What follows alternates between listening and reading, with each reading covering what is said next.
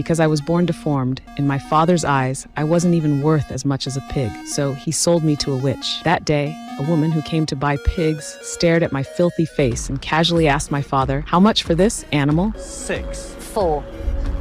What are you doing? Sold. 4 marks. Have you gone mad? You can't let them have her. As I said, sold.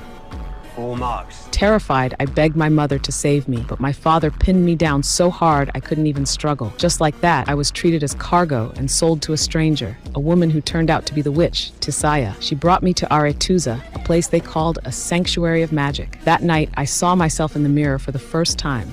Ugly, twisted, almost not human. Shame and despair rose inside me. I smashed the mirror with my fist, picked up a sharp shard with trembling hands, and tried to end a life that felt meaningless, but I couldn't even die. The next day, I woke up in Aretuza's grand hall, with Tisaya standing beside me. Shaking with hatred, I gritted my teeth and asked her, "Do I not even have the right to die?" Oh, that's adorable, Piglet.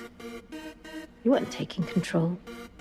You were losing it. In the end, Tisaya said she wanted to teach me magic. Magic? To someone who didn't even think life was worth living, it sounded like a joke. But I was still taken to the training hall, where many girls like me, all bought, were gathered. Tisaya told us that chaos energy is everywhere, the most dangerous and powerful form of magic, and each one of us had accidentally triggered it before, which was why we were chosen and brought here. Once we mastered it, we would be sent to various kingdoms to assist kings and influence the fate of the entire continent. It sounded glorious, but the truth was, from the moment we stepped in, we had already lost our freedom. Tisaya said all magic depended on balance and control, so she began testing whether we were worthy of advancing. She ordered us to lift the stones on the ground without touching them, using only a spell. One girl succeeded. The moment the stone rose, I trembled with envy. But the next second, her left hand shriveled, drained of flesh and blood, leaving only a twisted bone. Her screams echoed through the hall. Tisaya only nodded and said, "This is balance." Then she demonstrated. She held a flower, spoke the incantation, and the stone floated,